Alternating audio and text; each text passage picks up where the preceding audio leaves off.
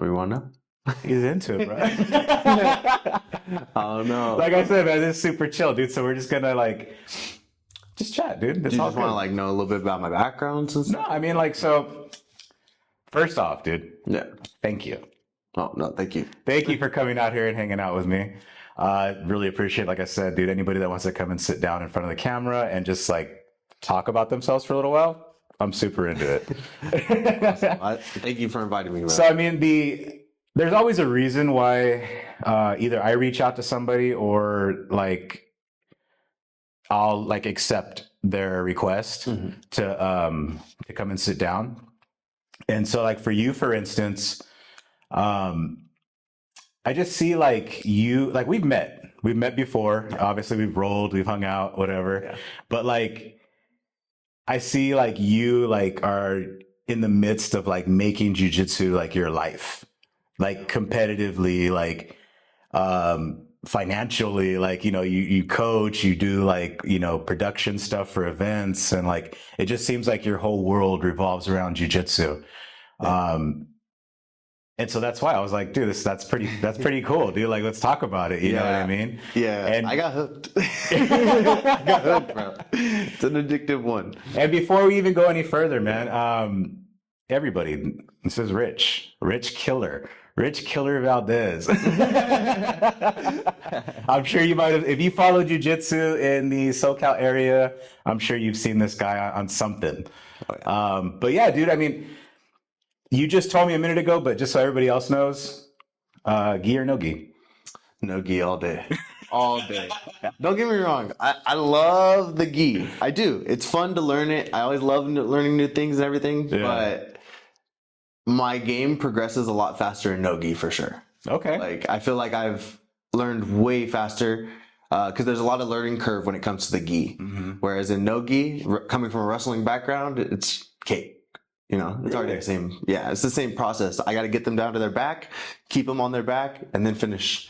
You know what I mean? Same thing. But you got to know how to finish. That's That's the new finish. thing. That's the new thing. That's for funny, sure. dude. Yeah, it's funny because like I feel like whenever somebody says gi for like they prefer gi, that's like the same answer. Like, you know what I mean? Like in the sense of like how you said that well, number one, yeah, the learning curve is way higher on the gi, but like they feel like their gi game helps out their no gi game so much. What you're saying is like your game progresses so much more from the no gi side. Oh yeah. I feel like it doesn't work the other way because like gi is very slow, methodical, whereas no gi is more like athletic and speed. Right. You know, athleticism kind of overrides a lot of things in no gi.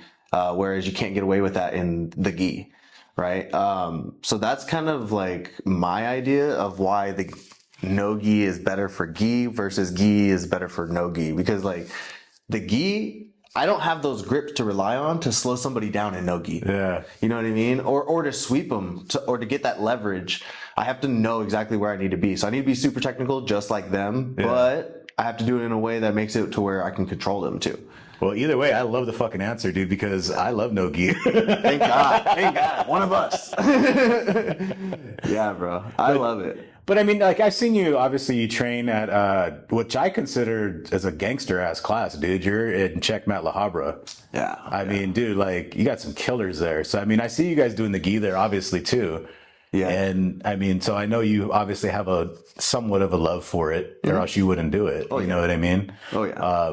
You know, same for me. Like I do like the gi, but I just love no gi a little bit more. And I think it's just because I started there first. Makes sense. You know what I mean? But yeah, jumping into like what your life in jiu-jitsu is like. First off, I just want to know, like, how did you get into jiu-jitsu since you just told me you had a wrestling background? Oh, yeah. So I wrestled high school, college, did all that, went to nationals, made it to state, all that good stuff. But then I stopped training wrestling after my second year in college and then just kind of went away from it, kept lifting, kept working out, doing the usual stuff, messing around with my buddies. And then one day my buddies started training jiu-jitsu. And then 2 years later after they started training, they started talking smack. And I was like, dude, I'm going to beat you up. You can't sub me. You can't sub me, bro. I'm gonna put you on your back, and you won't be able to sub me. And then I went over to his house, and he subbed me. He subbed me like within like 30 seconds, dude. Just subbed me out, and I was just like, okay. I was like, maybe that was a fluke. Did it again, subbed me again, and I was just like, all right, I'll start training. And after that, I was in their garage every day. That's like, awesome. Like just grinding. We call it HB Jits. HBG. Yeah, HB Jits, because it was literally just like a garage, probably like half the size of this. Okay. And then we just had like maybe a quarter of these mats. And then we would just roll. Like literally enough room just to roll. yeah, Like, yeah. just to roll where we're not banging into the wall. I mean, we still banged into the wall, but Right, still right. a little bit less. But it was super cool because like we were all just, it was me, it was Adam, Ricky, Luis, my buddy Hernando. We all just kind of created a crew that just rolled every freaking weekend. We'd come over and then just literally live rolls 24/7. The whole time. We'd help each other out because Luis was training, Hernando was training, but me, Adam, and Ricky weren't really training jiu-jitsu fully. Adam and Ricky were doing MMA, and I was just being fat. Dude, I was 190. It's crazy. I've never been that big, but I went and one day and sorry, I forgot where I was going with that. But no, we all trained there. So we all just kind of learned from Luis and Hernando, and they were 10th Planet guys. So okay, cool. yeah, so that was actually the first school I went to was 10th Planet. I didn't train under them, but that's where I went to open mat. Because I was, they call it a mat rat. Oh, yeah. You just going Mat over rat. all the open mats. That's all I did, Yeah. dude. For the first year or like 6 months, I was literally just training in my buddy's garage and then doing open mats as much as I can. And then just stealing people's moves. So like they'd hit me on this and I'd be like, okay. And then I'd steal that and I'd use it and I'd use it at our open mat. And then it'd work and I'd be like, all right, cool. And then I was learning off YouTube and just because I was just like against the idea of paying $100 and some odd to somebody. Because it was tough times. I get it. COVID was going. I get it. But yeah, I just refused it for a while, and I went to a tournament, and I won. I won two submissions. One was the Americana, typical American, Nice. you know, for wrestlers. Pin them down, put them on their back, break their arm. Super simple, UFC standard. And then the second one was, I think it was a downward armbar. It was a downward armbar. I was going for the triangle. I spun off the top, and then I just belly down arm. That's what it is. Belly down armbar. Boom. And I popped it and I got it. And I was like, sweet, got the win. It was at the Russ Miera. Oh, okay. Yeah, the sub fighter. Yeah, it was the one that he did, I think, at his gym. Yeah, okay. That first one, I think, or second one. And then after that, I went to NABJJF tournament and got smashed. I got dogged. Straight trashed, bro.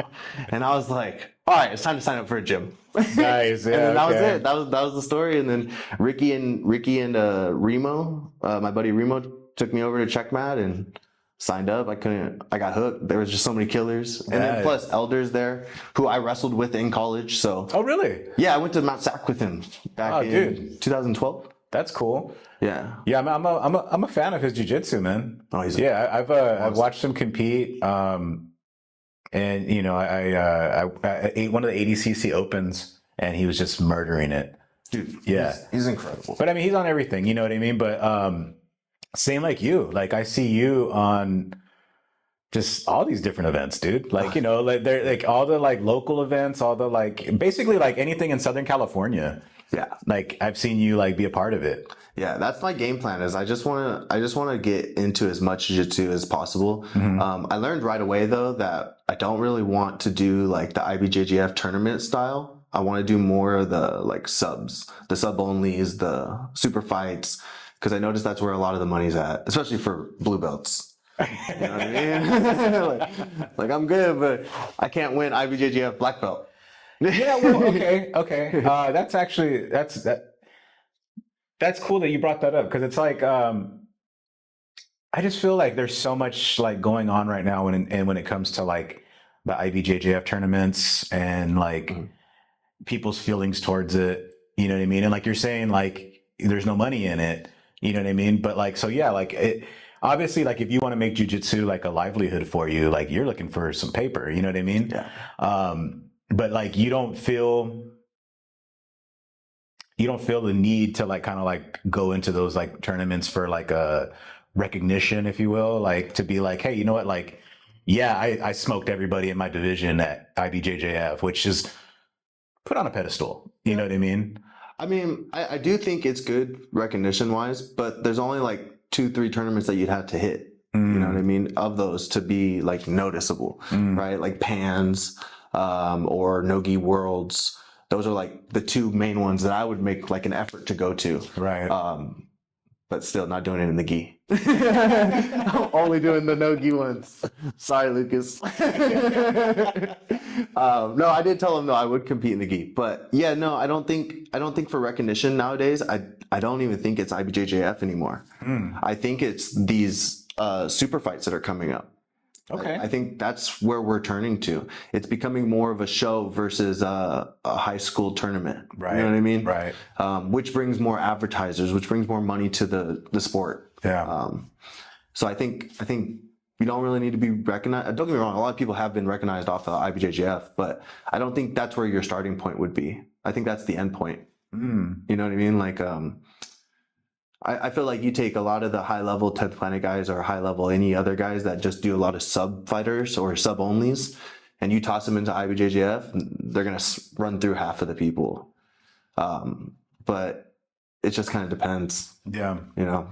Well, I mean, there's good jujitsu all over the country, all over the world. You know what I mean? There's people that don't even compete, but they're just dogs in the mat room. Right. Yeah, exactly. Yeah. And I mean, even the guys that are like just dogs in the mat, in open mats and whatever, Yeah. they get to a comp setting and it's like, yeah, you just freeze, which is understandable. Yeah. But, yeah, I just thought since you brought that up, I was like, man, it's interesting because I don't know how I feel about it for the guys in your situations that are like, trying to make a name for themselves on the scene and trying to like make it a livelihood. Like, how does that play into your world for jiu-jitsu? You know what I mean? Like, it doesn't even, it seems like you just like don't even matter to you in a sense. No, honestly, I think social media is where you get your notoriety. I think going to a lot of tournaments and stuff help. It gives you content. It gives you like networking, right? Because now you're seeing a bunch of other people that are also in that same grind.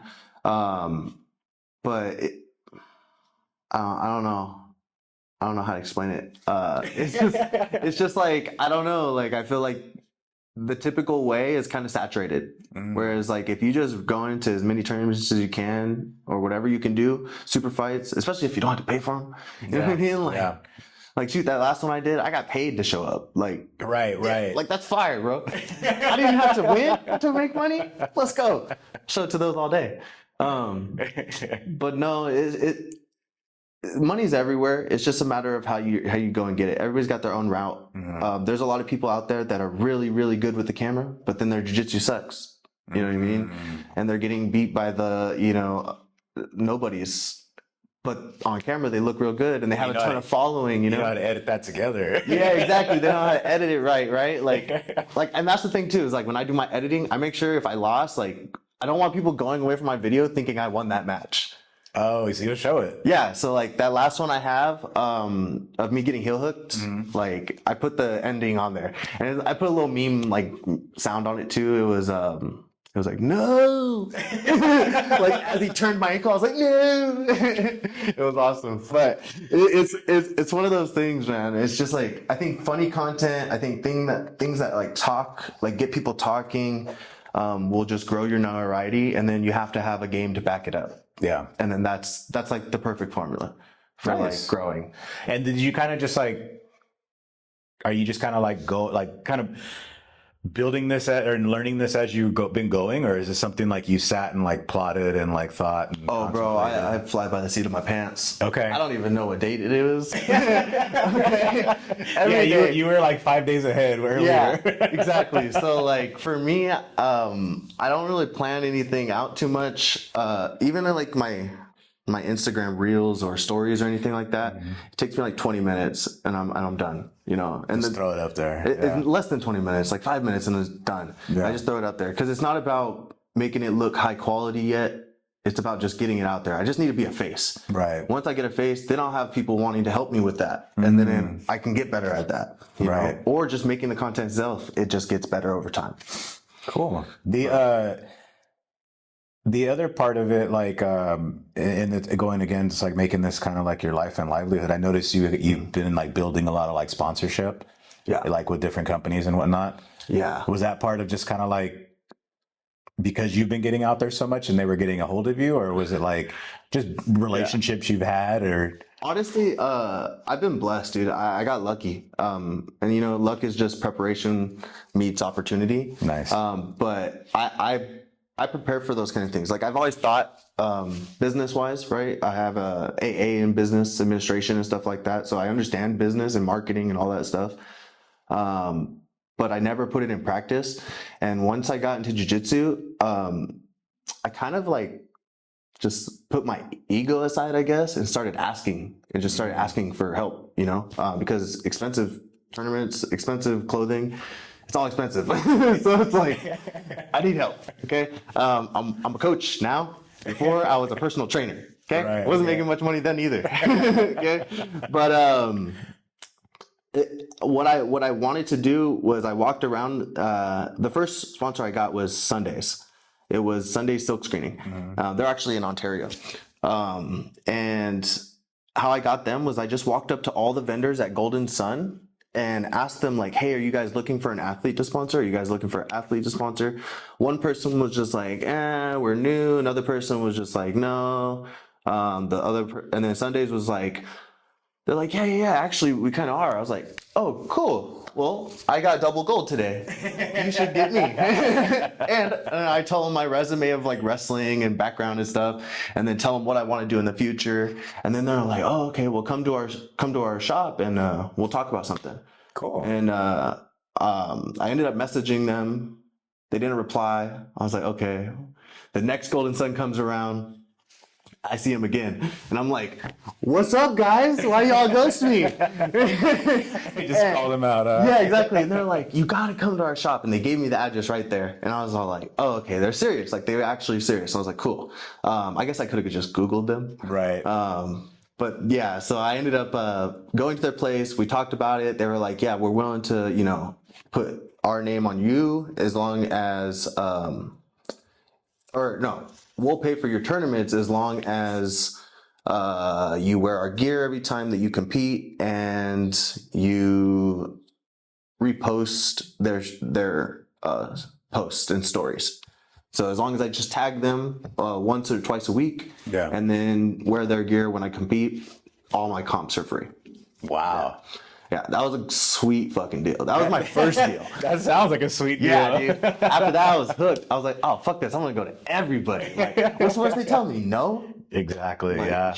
It's like that old saying, you know, closed mouths don't get fed, you know? 100%. 100%. Firm believer in that. 100%. Well, no, I think like, you know, like I've helped out a couple of people, but one of them specifically was just because they did kind of what you did, but online was just like, hey, everybody, I'm looking for sponsors. Yeah. And I was just kind of like, well, I don't know what a sponsor does. Can you tell me? Oh, yeah. You know, and then they told me and I was like, oh, I'll help you out. Yeah. You know? And it's that simple. It's that simple. It's just like, because there's a lot of businesses out there that want to get their name out, but don't know how. And then there's a lot of athletes that want to get that partnership, but don't know how. Right. But it's a matter of just like communicating between the two. Yeah. You know, I actually just made another contact with it's a new rash guard brand. It's called Pace Combat.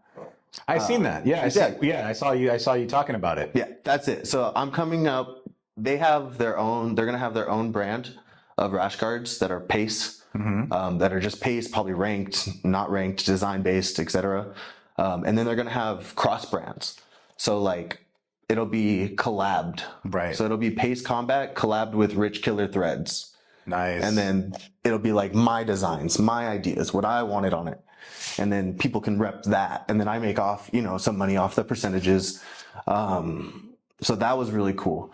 But it's just, and that guy, he's just started his business. Like that last super fight thing that I did, he just started it right then. So it's not like he's in there yet. He needs help. He needs to figure it all out. And talking to him, it's like we're collabing on his own business, and that helps like just kind of build it all together.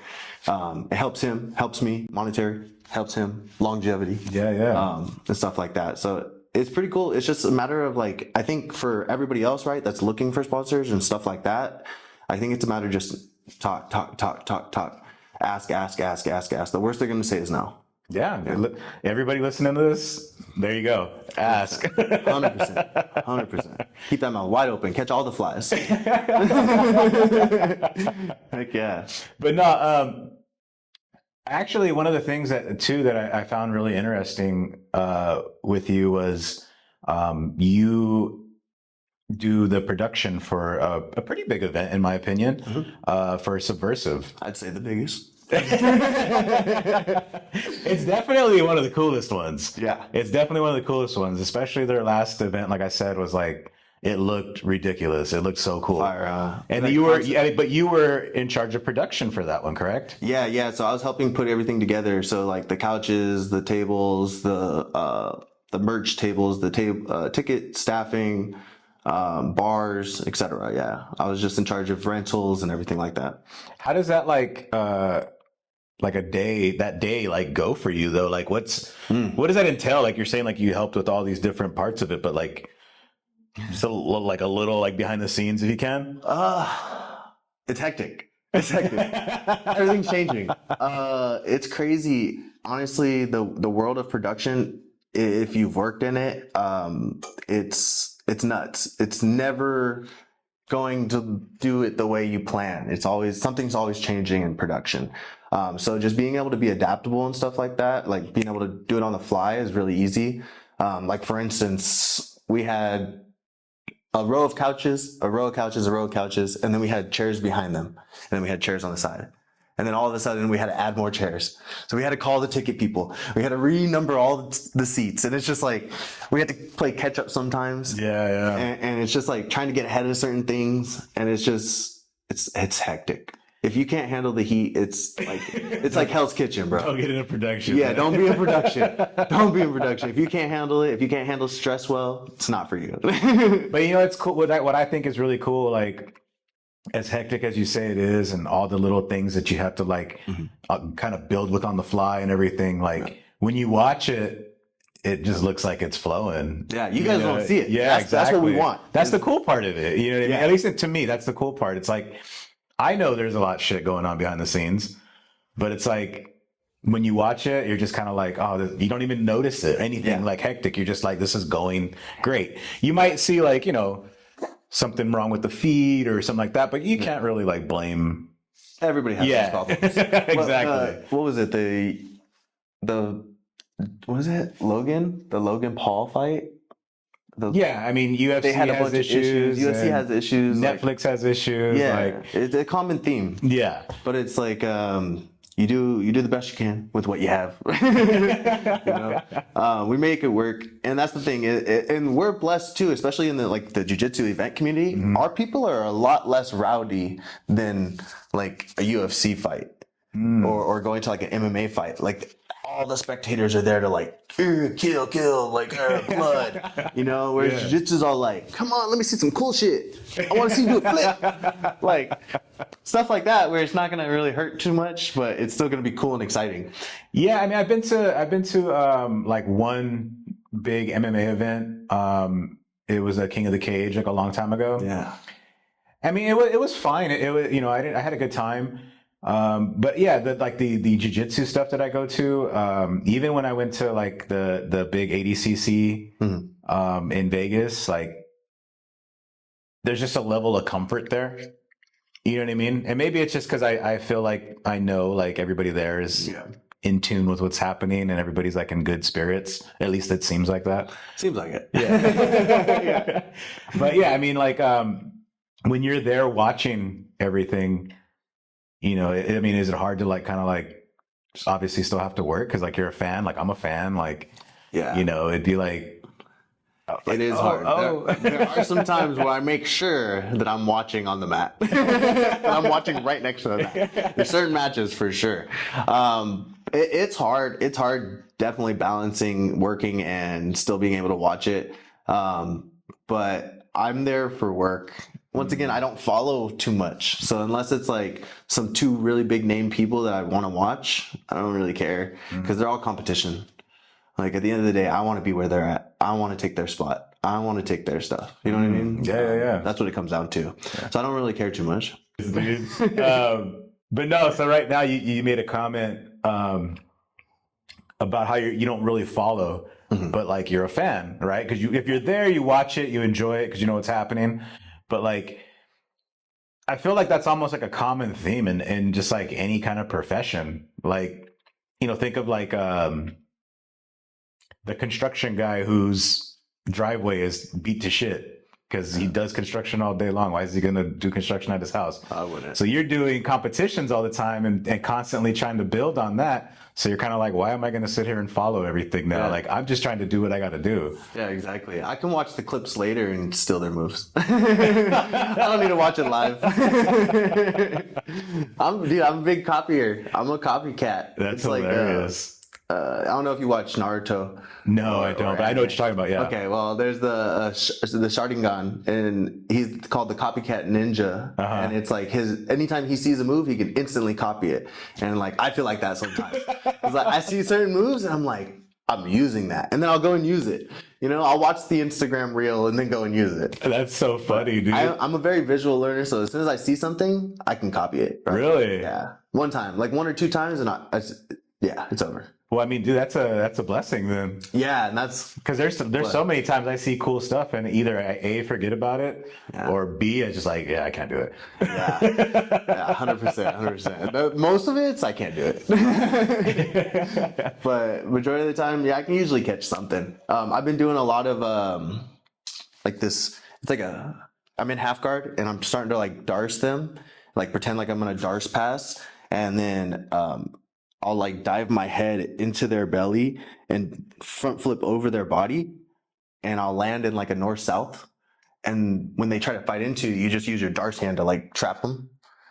I think I saw that on Instagram the other day. Yeah, the Rutulos brothers. Oh, really? Yeah, it's one of their moves. I was just kidding, but yeah, it works. Yeah, and then I messed with that one, and then I messed with the other one. So like, if I'm in half guard and I'm starting to pass, and they start to go for that Kimura grip, if I duck my head and arm inside the same belly, roll forward, I end up in north-south again, and they're stuck on their back. That's cool, dude. Yeah, and I've used them. I've used them in open mat. I've used them in like. As long as it works, that's all that matters. It doesn't work twice. It works once. That's funny. It's one of those. You can only get it once. Somebody sees it. Unless you're rolling with a white belt. Yeah, and it's every time. Every time. 100% works every time. Exactly. But do you find yourself kind of like, even though you're saying like you don't really follow a lot of what's happening, but like obviously you're watching a lot of things. Mm-hmm. So are you catching like yourself maybe gravitating more towards like a certain person or seeing them more so the things they're doing, and you're trying to you like their style, you're copying them kind of a little bit, or probably the name brand ones: Gordon Ryan, Craig Jones, who else? He's not big yet, but he's pretty big. Dominic Lobo. Okay. I try to copy his rubber guard system and stuff like that. Cause I mean, dude, Dominic just had the most killer CJJ. It was so insane. That's insane, bro. I loved it. I mean, I immediately like shouted him out for it. Oh yeah. I've never even met him. Yeah. I know who he is, but like, it's just like, he's a super cool kid. Love that kid. He's an animal. But I just try to copy certain aspects of. I feel like everybody's got an answer to something. I just got to figure out what you know. You know what I mean? Yeah. And then I'll take it. Then I'll take it, run with it, and then once I find somebody that knows the defense to it, now it's, you know what I mean? It's just like, it's always growing. I'm just always trying to grow. That's the end goal. Well, I mean, isn't that what jiu-jitsu is? It's just constant growth. Yeah, but I feel like some people get stuck. Like they only specialize in one thing, or they only learn from one coach or something, or one style. Like even like my school, like Checkmat, we have a pretty top heavy game. I agree. You know, it's Yeah. all about pressure. It's all about outside passing. It's all about sweeping back on top. Whereas 10th Planet, they're okay with being on bottom. Yeah. They play from the bottom. 100%. You know what I mean? Yeah. So I like the best of both worlds. I want to learn both of them. You know, I think if you were just as dangerous on bottom as you were on top, where do they go? So exactly, You can't hide anywhere. exactly. You know what I Where are you mean? gonna go? That's, you know, this always comes up. I feel like anytime I talk to somebody, the topic of cross training. And I mean, I'm 100% for it. I don't know how you feel about cross training. I'm all for it. Yeah. 100% for it. Yeah, I just posted about it today. Nice. On my story. Yeah, I'm 100%. I'm 100% about it because it's not. Lucas is the best I've ever seen on the mat. 100%. Do I think he would beat anybody else that I watch? 100%. But there's certain positions that he might not know. You know, like Grimy. Grimy has from 10th Planet. He has the high ground system, which is essentially just the crucifix, but with only your arms. So I showed that to Lucas the other day. He didn't really know what that was. He's like, "Whoa, this is cool. Like, I like this position." Da, da, da, da. But you go to him anything about half guard, and he's just like, "Oh yeah, I know everything from there." You know what I mean? So like picking like Lucas to learn like your half guard, top pressure game is a godsend. But then he doesn't really know rubber guard. I mean, he knows it, but he doesn't know like the little details, right? The little baby details that make it work properly. Or he does, or he forgets. You know what I mean? It's just certain things. So it's like, I feel like cross training, you need it if you want to learn those other aspects. You have to go to the person who's the best at it. Like if I wanted to learn the truck system, I'm definitely going to go to rated Tempe. Okay. Oh, yeah, you're talking about, yeah. Yeah, that big monster dude. Yeah. He has like him. that mohawk stripe. Yeah, he just won the subversive belt. Yes. Okay. Yeah. Yeah, man. And then he spray painted it. Which is hilarious. To me. In Texas.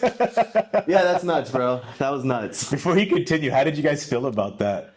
Because he went in there talking shit. Well, like we're production, so it's not about what we think; it's about what the audience is gonna like. So we personally didn't like the idea of him spray painting our stuff, but it looks good in media. Yeah. It looks good when we. I mean, I had fun watching it. Yeah, it's funny. You know? Yeah, and what did he do? He did the MCJJ one out there. Yeah, because I think he's the one who owns that. Yeah, he owns that. Yeah. Owns that. But I want to get in that one too. You should. I think you should take a little trip out to Austin or wherever they're at. Dallas, I think it is. Network my way in. Yeah, you could do it. But yeah, it was very almost like WWE-ish. You know what I mean? Which was so funny to me. Yeah, but I never grew up watching that, but everybody on the production team did, so they ate it up. Yeah, me, I was all like, "Bro, that's our stuff. Like, we just bought that." Like, that's money.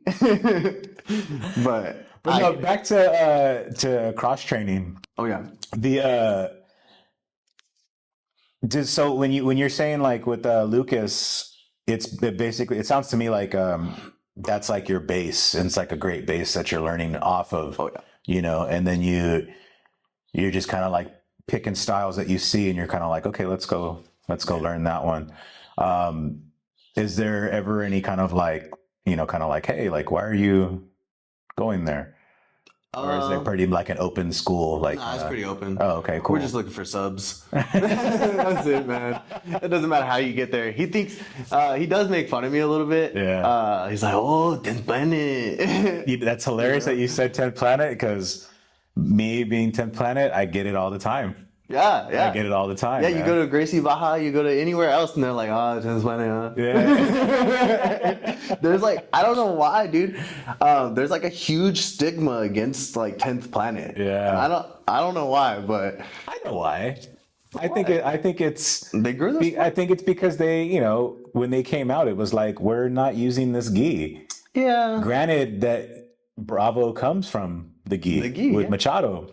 Yeah. So it was just kind of like, I don't think he was saying fuck you to everybody, but he was just kind of like, let's shake this up. You know what I mean? We don't need this. Yeah. You know, and I don't, but I don't think that's I don't think that's a valid reason to be upset of it, especially for this long. Well, I think now it's more. I think now it's probably more like playful. But I feel like, I feel like because there's so much tradition and there's so much emphasis on the traditional part of 100%. jiu-jitsu. That's why it was probably like a big deal to a lot of people. That Yeah. maybe some of the older cats still might feel a little salty. Oh yeah. But Oh yeah. When I started going for the buggy, dude, that's and funny. they're like, this is not gonna work. I'm like, it's just a distraction. Sweep.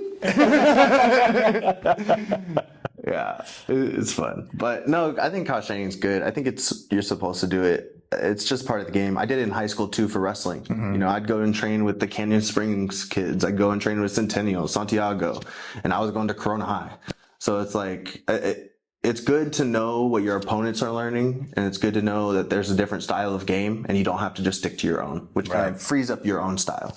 Yeah. I think anything you can learn that doesn't come like from your base is beneficial. You know what I mean? 100%. Especially for someone like you who's gonna come across all these different styles and people because you're constantly putting yourself in competition. Yeah. Whether an event or like a regular competition. Yeah. So I mean, why that'd be.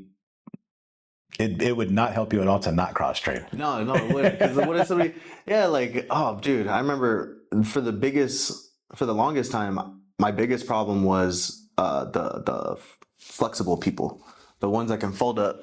Oh yeah, all the way back, put their legs behind their head. Like those people were the worst, bro. But we don't have those at my school, right? Most of our people are come into my half guard. Yeah. No, come into my closed guard. Well, whatever. I mean, I can't even flex around in gi pants anyways. So yeah, me neither, man. And I actually got a little bigger, a little bit of size on me. Okay. So my old gis don't fit no more. That's a good problem, bro. I had to buy another one. Well, I'm just saying, Yeah, you're right. It is. I'm feeling strong, feeling good. But nah. What were we talking about? I forgot where I was going with that. I smoked before I got here. My bad. You're good. Again, tradition in BJJ, I guess. Yeah, it is. There is a lot of tradition. I get made fun of a lot because I did coach at 10th Planet Whittier for a while. So yeah, that's funny. Before I think, was it before I met you? It might have been around the time I met you. I remember you. Yeah. I remember you coaching at 10th Planet Whittier, right? Yeah. How did that come about? Being that you were from Checkmat, were they just kind of like open invitation for coaches, or? I've been blessed to have a good network of people. So essentially how it happened was I was training at Checkmat all the time, like going to 10th Planet Orange all the time. My buddy Adam was going to work there.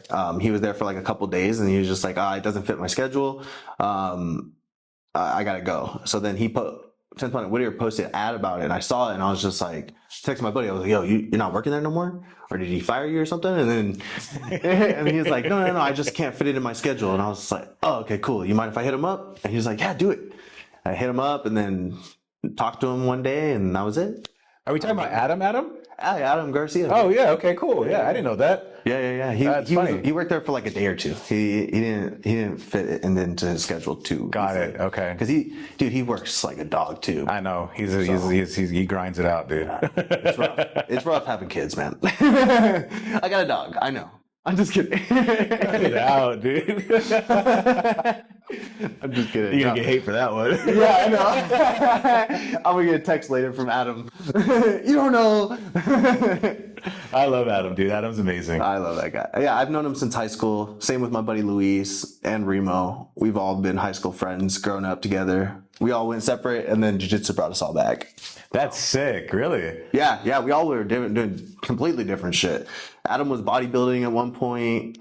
Ricky was just dogging it out in the labor system for construction and stuff like that. And then Luis was doing event production. I think I was doing event production and like other things at the time, like just like in between jobs. Mm-hmm. And then out of nowhere, Adam started training for MMA. And then we all just kind of like, let's help him out. And then it all just kind of pieced together. Really? Yeah, it was nuts. That's so cool. Yeah, I feel like all of our lives fell into place at that moment. It was really crazy. I think I've met everybody except I was gonna say Luis, but now that I say Luis, Luis is the 10 Planet guy, Yeah, right? yeah. Yeah, I've actually met him before. He's really cool too. Yeah, you've met. I think you've met. I think Remo has come to Chino. I don't think I've ever met Remo. I could be wrong, but He's the Egyptian dude. I've met a lot of Egyptian people. Okay. So. Yeah. Well, he'd only be there with me, so Yeah. you probably didn't meet him. So yeah. But no, that's really cool, man. It's like that's a really that's a cool story to like hear, like that you guys were all kind of like just going about your lives, and then just you guys all came back together because of sports, you know. Well, particularly MMA and BJJ. Yeah. Do you guys ever like sit there and just talk about that, like kind of like? Oh yeah. Yeah. Oh yeah. We talk about that all the time. We talk about how crazy it is. Imagine if we never stopped. Imagine we talk about all of it, bro. All of it. It's just a matter of like knowing when you're in the good times, right? Like we recognize it now. Like we're in the good times right now. This is the good times. We're having fun. We're gonna look back one day and be like, oh, those are the good old days. But we finally realized that, like, once we got back all together, we all kind of like, what were we doing? That was a terrible time. Let's go back. So, Well, I'm assuming you guys are all in your 20s, 30s. 30s. Yeah, I'm 32. Okay, early 30s then. Yeah, I'm 32. Adam, I think, is 33. Luis is 33. And I think Remo's 33 or 34. Nice. Yeah. Yeah, you guys are definitely in a good time, dude, to kind of like just run with it. Yeah. You know what I mean? Especially you. Oh, I'm blessed, brother. I don't have kids. I got tons of time. I got no money. I figure out shit to do. I train all the time. I coach, you know. To some, that would be the life right there, man. Hey, it is the life, yeah, bro. I don't feel like I'm working a day in my life. I get it. Well, that's what they say, you know. 24/7. Do what you love. You're never working, you know. Exactly. But then, yeah. So, you know, talking about work, you're also, I see that you're coaching at the UFC now. Yep, the UFC gym, Anaheim. How did that come about? Luis and PJ. Okay. PJ works for Subversive. He's the ref, the head ref. And then Luis and I have always known each other. Luis got a job with PJ. At the same time, I was already working at the HB location. But it's just so saturated there with coaches that there's not a lot of opportunity. And then they told me that, hey, they're short on coaches over here. I was like, say less. So I went over there, started applying, got in, and that was it. But the HB location, I got in via Whittier. Okay. Yeah. Cool. The head coach from Whittier recommended me to Jamie, and then Jamie hooked me up there, and then I got in over there. Yeah, it's so funny. I didn't know that the UFC in Huntington Beach was like, like such a like thing. Bro, it's like one of their best gyms. I mean, so I've heard. Yeah, I mean, I didn't know that was a thing, you know. But like, yeah, like, you know, the Anaheim one, I definitely want to go down there one day just because I know you have the open mats, which, as you guys say, is the only no-gi open mat on Friday in Orange County. All of Orange County, baby. The best one. Number one. So I definitely need to hit that up and go see you over there, man. Please. The part of jiu-jitsu that kind of like you love the most, though, like what would you kind of like say that is? That's a hard question. Oh man, I like the learning, but I'm super competitive. I think that's just what it comes down to. I just like to win. That's it. Does that come from like your wrestling, you think? I've always been like that. Really? I've just been naturally inclined physically for like sports and stuff. Everything's always come natural to me. I used to race motorcycles as a kid. It's a humble brag. No, you know, hey, dog, I can't knock it. You know, my family's told me my whole life, they're like, wow, everything you do is just so easy for you. And I'm just like, I don't know. That's awesome. You know, I've just been blessed, you know, whatever. Yeah. I don't take it for granted for sure. Like, I don't feel like I'm the best, but everything does come a little bit easier, I feel like, to me. I'm very lucky.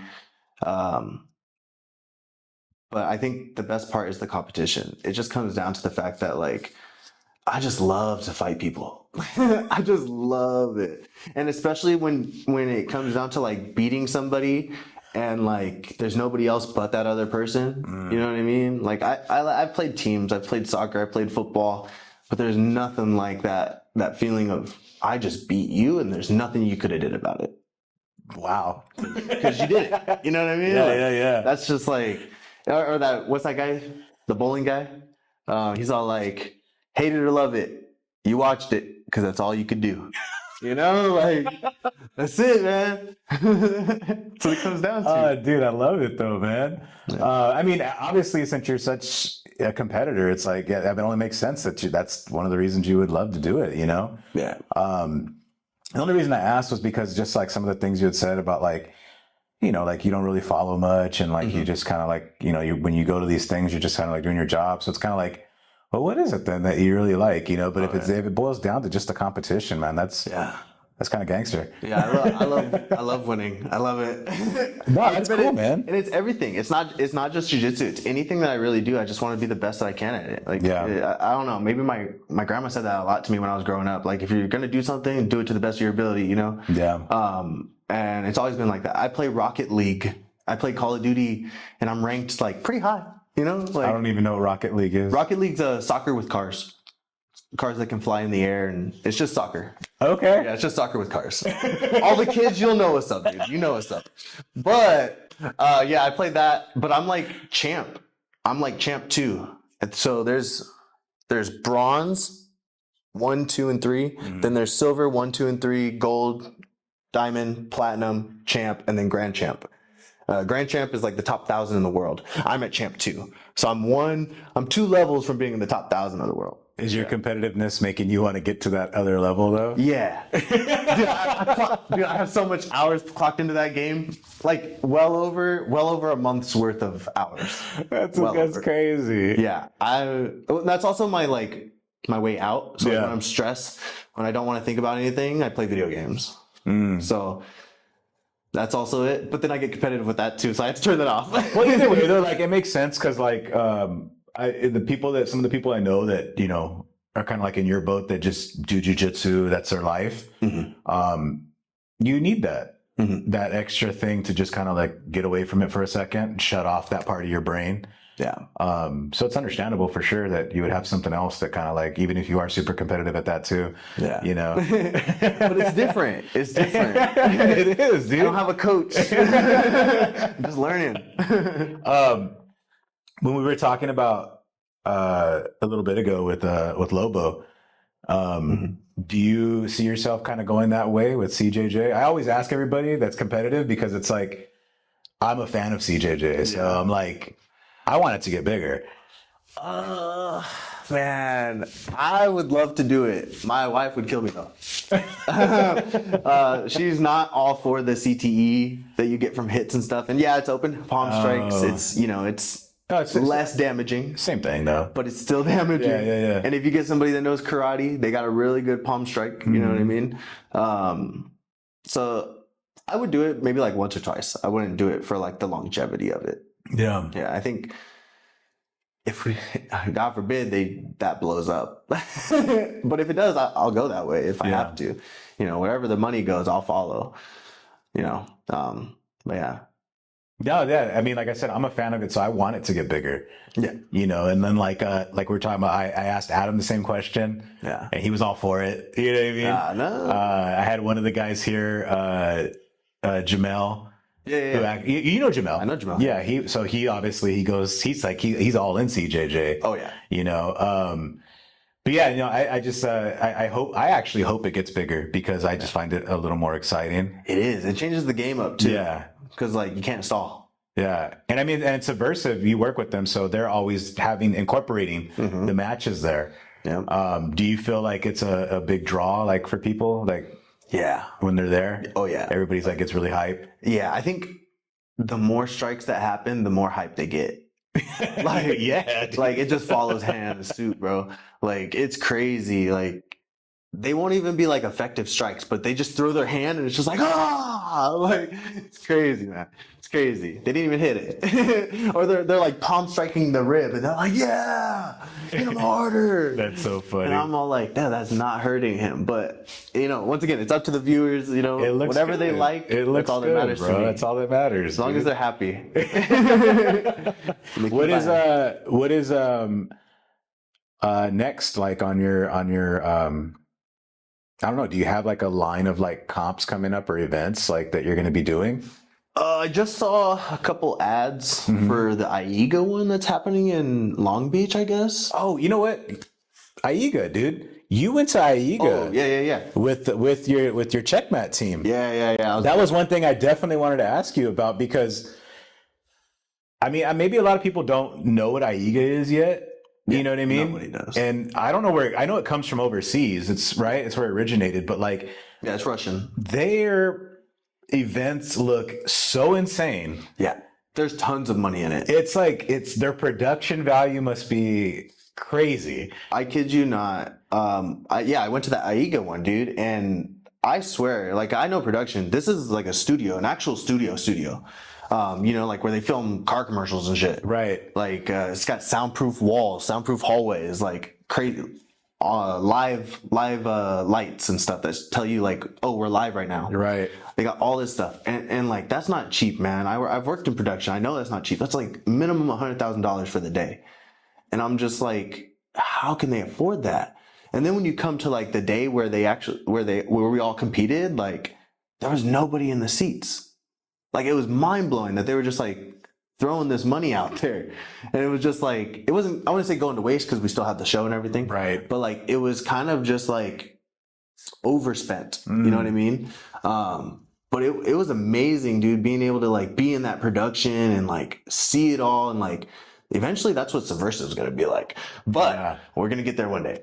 But for now, AIGA was lit, bro. It was probably the best production I've seen so far. Yeah, and I mean, I feel like it's better, look better than like anything. Oh yeah. That I've seen. Oh yeah. You know what I mean? And I'm just like the same thing with you when I'm watching it, and I'm like, why is it so empty? Yeah. But it's like, I was shook. Yeah, it was just kind of like, it was so cool, but it was just like, man, like they need to really work on their like marketing or something to get it out 100%. there. I mean, maybe it's huge when they're back over, in European countries or whatever. Yeah. Maybe their seats are filled there, but like here, I remember it was at Long Beach. Yeah. And it was mind blowing to see that like nobody was there, but it looked so amazing. It was so cool, dude. How was it though? Like for for the team though?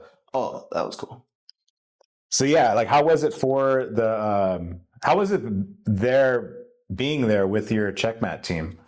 Honestly, that was like the first time I felt like a part of the team. Really? Yeah, like don't get me wrong, I know like they accept me and stuff, but I feel like sometimes the Brazilians get a little bit more love. You know what I mean? Which is understandable. I get it. I don't get it, but okay. I don't get it, but okay. I get it. I'll say I got it. I feel like they got a little bit more love and stuff like that. And I feel like I got a little bit of shade because I went and coached for 10th Planet Whittier and all the other stuff, training, cross training and stuff like that. But oh, you meant leading up to this event? Yeah, leading up to it, right? Leading up to it. And then when Lucas asked me, I was like, whoa, he like actually sees me as like a competitor for the team. And that was like really big. And it really like helped me like mentally, right? Just wow, like acceptance almost, right? Yeah. And it felt really cool to know that like they see me at that level, or at least enough up at that level. So that was super cool. And then I got to train with them in the camp, and that was crazy. I was in there it was like Monday through Thursday competition class. And it was like Francisco Lowe, Adam Wardinsky, Elder, Mikey Esquita, Samuel Nagai was there at one point. Like Jackson Nagai's always there. Yeah. Douglas Jackson, like everybody, all of Checkmat's like black belts basically, we're all in there training for the like 3 weeks up to that. I got asked like 2 weeks out, so I only got 2 weeks of it. But dude, we were doing speed drills. Like it felt like real competition training Wow. versus like off-season competition training. You know what I mean? Like it's just higher belts Yeah. versus like, I know you're tired, keep going. It's like higher Yeah. belts, but like at a competition pace, Exactly. which So I could imagine would be like insane. it was insane. It was nuts. There was puddles everywhere. And like Lucas's gym in La Habra, there's no like insulation or stuff really. So it kind of gets cold in there sometimes, but it was puddles everywhere. And it was like 10 o'clock in the morning, bro. Wow. And it's just like crazy, but it was fun. It was definitely fun. Yeah, I loved it.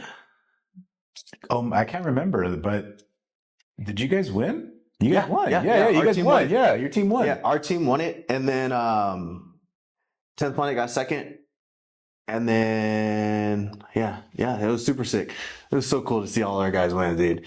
So fucking sick. I was just glad to be on the team. I was just a backup, Right. just in case somebody got hurt. But still, like, Like you said, like just the idea that they were like, we know that he's going to be able to help if need be. Yeah. Had to feel something for that. You know what I mean? Yeah. And it plays more towards my style, anyways. Because the way the rules were set up was like, it was more wrestling style. So it's like, if you pulled guard, you could have lost that round, even if I never passed your guard. You know? So that makes it easier for wrestler. I think that was one of the thoughts that they had was like, well, if all else fails, maybe his wrestling will at least get him through. You know what I mean? Oh, got it. So it was like, it's strategy. Yeah. Which I thought it was cool because shit, I just like to get mentioned. You know what I mean? And then I go to comp class and I don't win a single round there, bro. There's not a single round that I win there. Right. You know, and there's other blue belts too. And no, there's just I was going to ask you that. Were you the only blue belt that was on the team? I would say there's On that specific team? that specific team? Yeah, I was the only blue belt. Oh, okay. It was me, and then the next person that was lower rank was a purple belt. But he was actually competing in the weight class, which he actually won a couple of them. Oh, wow. Cool. Yeah. He's Beast. He's like a squirrel, bro. Like, you ever seen squirrels crawl on people? Yeah. That's what it's like. It's like, I thought I got him, and then it's just like, he's on my back. Yeah. I get him off there, I'm like, oh, he's on my mount. And it's just like, no matter where I go, dude, he's just so quick, bro, and he's so good. Yeah. No, I've definitely rolled with some people like that. And then being a big guy, it's like, it's not frustrating. It's almost funny. Yeah. Because you're just like, where the hell are you? Yeah, it's like they disappear. It's like they disappear. And I never understood that until then. Yeah. But no, I mean, like, I've never been part of like any kind of like major competition training like that. So I can only imagine like what that would have done for your game. Yeah. You know? Yeah, it was more just like honing your game is how our training was set. It was like, okay, we're gonna do speed drills. We'll do 1 minute you, 1 minute the other person. We do 5 different drills, and then we do 5 minutes you only, and then 5 minutes them only, all through all the drills.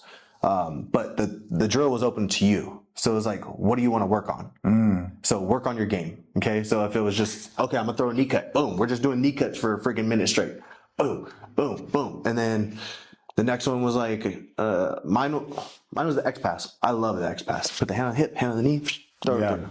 You know, do that one all the time. Do that one 100 times. But yeah, it was stuff like that. So it's just like, it was cool to be able to do like high level stuff and then also keeping it real technical, like with what you already know. We're not learning anything anymore. It's time to drill. So that way when it comes into action, it's instant. You know, you don't have to think, just do it. Yeah, I feel that might be like a misconception with a lot of people, that they think like these competition classes or training sessions are more like, you know, learning these things, but it's more like you say, like, and what I would imagine it being of just like, of drilling what you already know. Like, let's perfect what you know, as opposed to trying to overstuff your brain and body with new things. Yeah. We're learning like the new flow, right? Like I've been messing around a lot with the Kimura grip, and then swimming out to the back or going to the Choi bar. And if that doesn't work, stepping back to the back. And it's just like, in those kind of competition classes, you get more options to doing that. Because when you're drilling the move, like let's say for instance, they did show something that day. If I'm drilling the move, it's more open to where you want to end it, right? So we're just drilling a simple knee cut. Okay, so how are you going to finish there now? So you got the knee cut. How are you going to finish? Okay, my step over, side triangle, whatever, arm bar, whatever. But it's more open, and that's what I like the most, because it's like you learn a bunch of shit and you just keep learning a bunch of shit. You never get to like build a foundation or like a flow to it. Right. So that was really helpful going through that. And then it really like honed me in on my competition too. Was like, because I had another competition coming up after that. Oh, okay. But it honed me in for that other competition because it was like, oh, this is serious. Like there's other people out there really trying to be this serious. And it's like, all right, let's lock in. And then Was that the Terps one? no. Oh, okay. AIGA was November last year. Yeah, I know it was a little while ago. It was Worlds, I think, was up after that. Oh, okay. Yeah. I felt like even with like world, like you're talking about World League, right? No. IBJJF World. Oh, okay. I wasn't sure which one you were talking about. Yeah. Either way, those two, like, yeah, I feel like you were saying, like, you have those people out there that are really taking it seriously, and it's like, they're not skipping a step in their training and their drilling because they want to go out there and kill everybody the same way you want to go out there and kill everybody. So that's cool though. You got to like use that really high level of training, and it just flowed right into like your individual competition. You know what I mean? Yeah, it was sick. That's cool, man. It definitely hyped me up.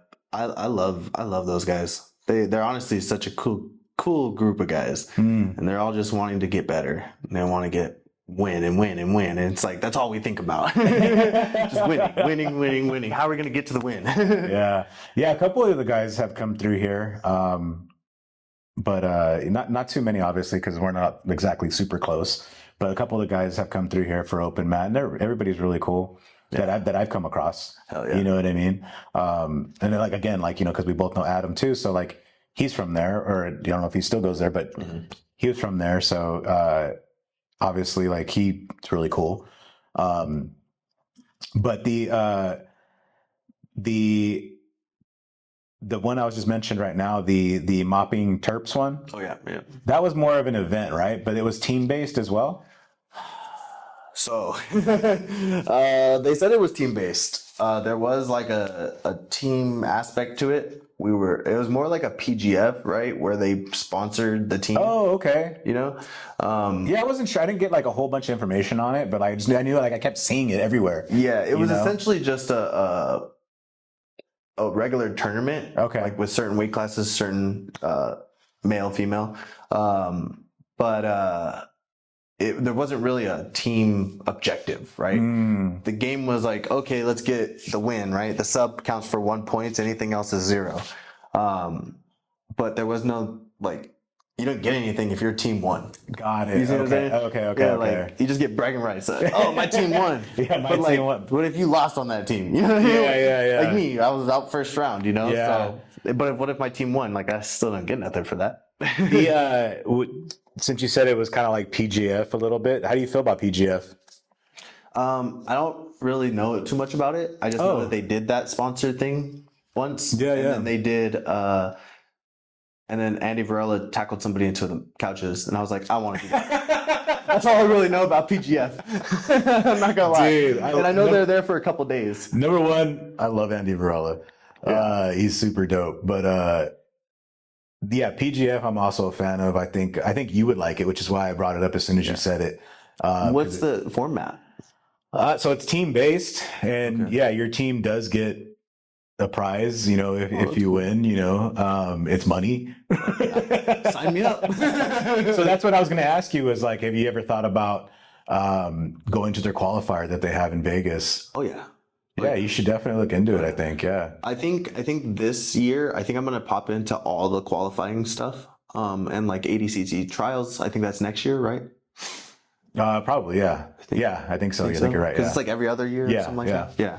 I'm going to pop into all of them because it's like, I'm going to have to beat those guys eventually. I talked about this with my wife. I was like, I'm going to have to beat them eventually. Why not just do it now? Learn their game now. Learn that pace now. Learn that timing now. You know what I mean? And then once my moves and everything catch up, then I'll be set, Yeah.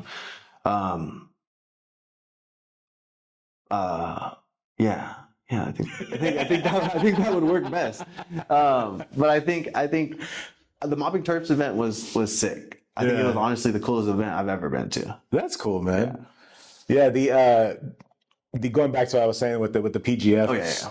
The that one I think you should definitely look into. I think it's right up your alley in terms of like obviously because there's good money there, really great competition there, and yeah, you get a lot of notoriety. I think everybody that's on there gets gets a little bit more name recognition because it's such a big thing and it's a new thing. Yeah, and I think you should definitely look into going to the qualifier, dude. Heck yeah, for sure. I'm gonna do it. I'll probably do that one, and then I'll probably, as long as it doesn't conflict with like other things that I may or may not have going on. Yeah. I'll probably go to that one. There's another one in Florida though. It's for blue belts only, and there's like I think 3 qualifiers, and then they're gonna do a $10,000 tournament. I've seen a lot of those lately too, where it's like 3v3, all blue belts or all purple belts or something like that. I think in general, I see a lot more things popping up as the popularity of grappling gets bigger and bigger. And I mean, it works in your favor, because it just gives you more things to go for, you know. But yeah. I mean, I think it's and it's only good, that it grows the sport. It gets a lot more eyes on the sport. Yeah. People that even if they're not competitors, like might just become fans. Yeah. Because it's exciting, especially once you get to know different rule sets and different games and faces. 100%. You build almost a relationship with like the people that you follow, because you're just kind of watching them grow or watching them win, just like with any other athlete. You know what I mean? 100%. So, except for this one, you might be able to show up to their gym and roll with them. Exactly. Yes, that's the cool thing about That's what I was going to say, is like, it's still at the level to where you can actually, it's a little more personable still. Yeah. Like you said, you can show up at the gym and go roll. Like, there's a lot of guys that I'm, a fan of their jiu-jitsu and the way they compete. And if I want to, I can just go and show up at the gym and, hey, you guys open that, drop in fee, like whatever. Yeah, you can. Like you can go down to San Diego with was that Kyle Chambers down there? No, Kyle Chambers is at headquarters. No, yeah, he's down there, right? Yeah, they're all part of the freaks out there. Yeah. All the freaks, they're freaking nasty, bro. I love them. But yeah, you can pop in with them. You can pop in, and he's on TV. You know what I mean? Yeah. You can pop in with Elder. I mean, I train with Elder. That fool's crazy. Yeah. Yeah, like I think one time I posted something about Elder, and then one of the guys that we know was just like, hey, dude, like I know him. That's my friend. You know what I mean? Like, hey, we train with them all the time. So it's really cool. Like I said, we're still at the level of where it's very personable still. Yeah. It's accessible. Yeah. And at least for the most part, I don't think I've met anybody that has been a dick. Like, that has a name. No, that has like a name that's like blown me off when I like ran into them. Oh, okay. You know what I mean? I'm like, I've had some people like chat wise, that like okay, like yeah, they're dicks. Yeah. You know what I mean? Or you see them in things and you're like, oh, he's probably a dick. Yeah. I know they're out there. My nickname's Dick. My nickname's Dick, and man, there's a lot out there.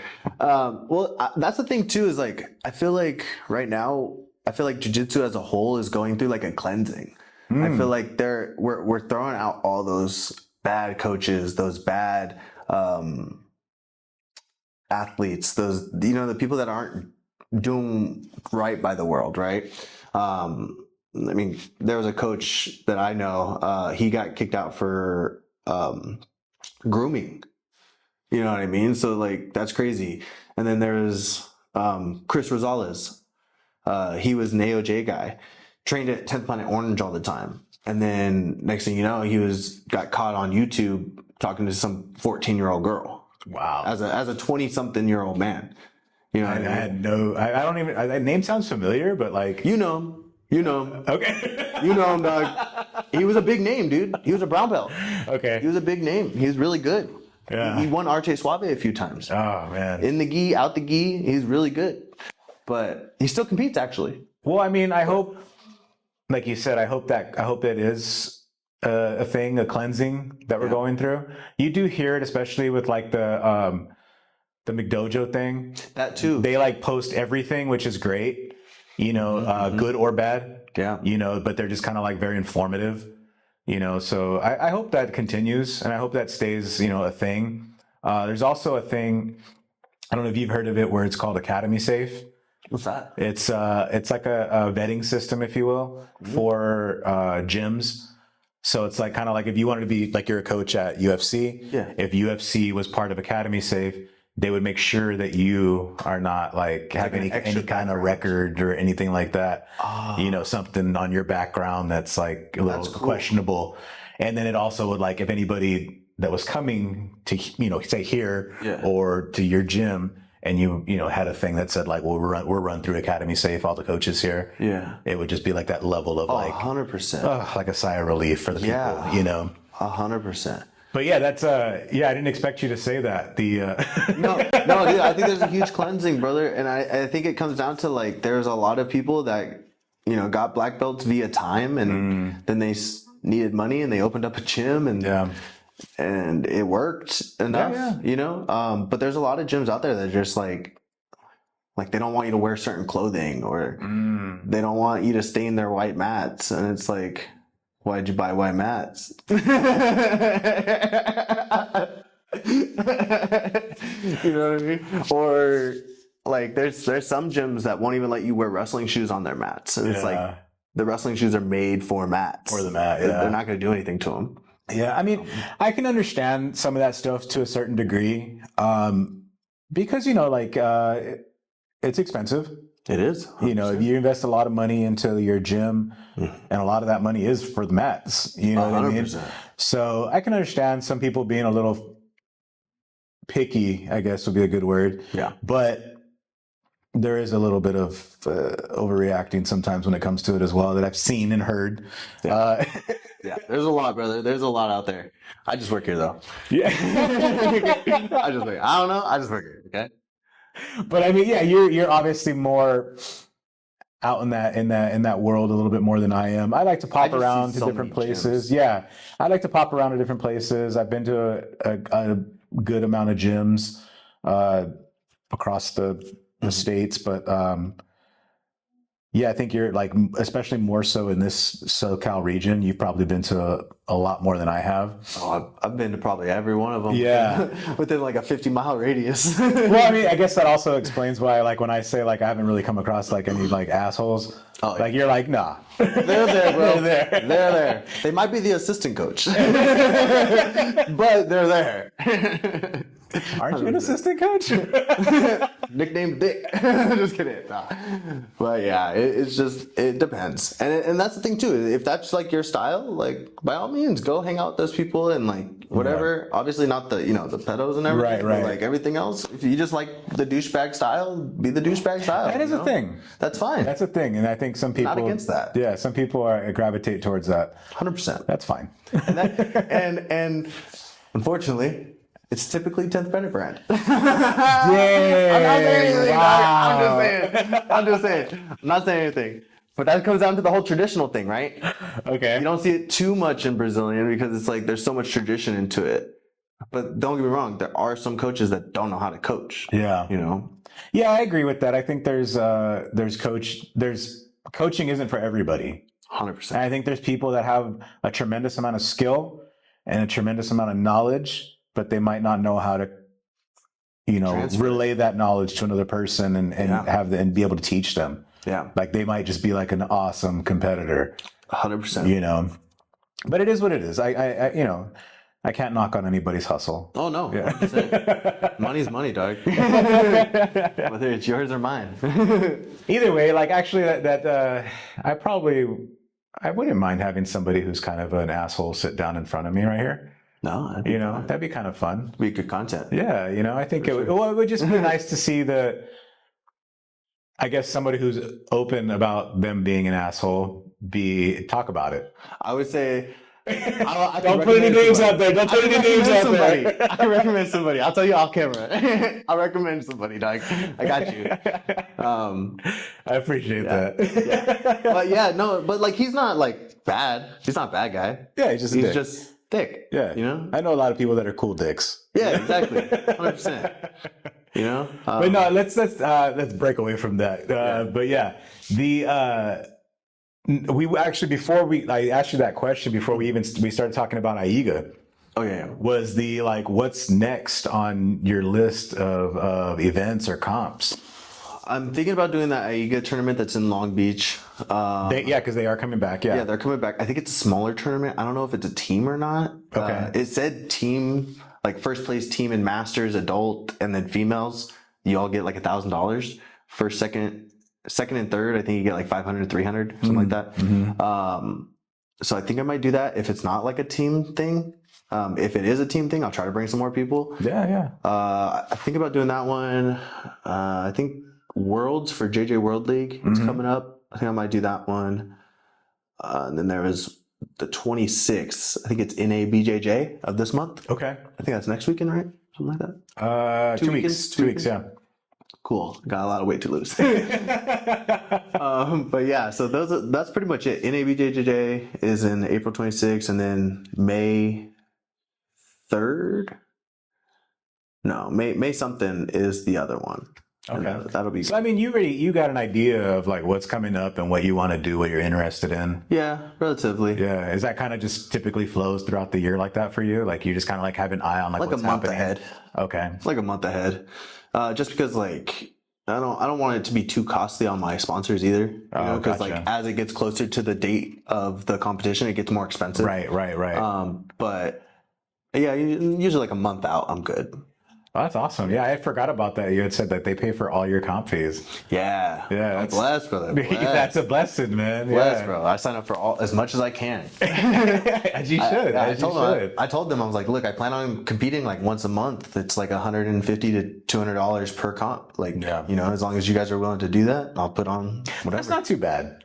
It's not too bad for them. That's not too bad, yeah. They're huge. They're freaking huge, and they blew up, bro. Like within the last like 5-10 years, they blew up. Nice. They do stuff for the cities. They do stuff for like big companies. We're talking about Sunday Silkscreen. Sundays, yeah. Okay. Sundays they're big, bro. So like, they definitely have like the room for the tax write-off. You know what I mean? Yeah. They're making enough money to be able to get that. That's awesome. In there. Well, I'm happy that you found that, man. Thank you, brother. Yeah, that's cool. Because not a lot of people would go and ask, and they probably really need something like that. Well, there was probably like a couple thousand people at that tournament. I was probably the only one that went up and asked, exactly my point. Yeah. And how many people of those thousands would love to have that hookup, Exactly. So again, everybody ask.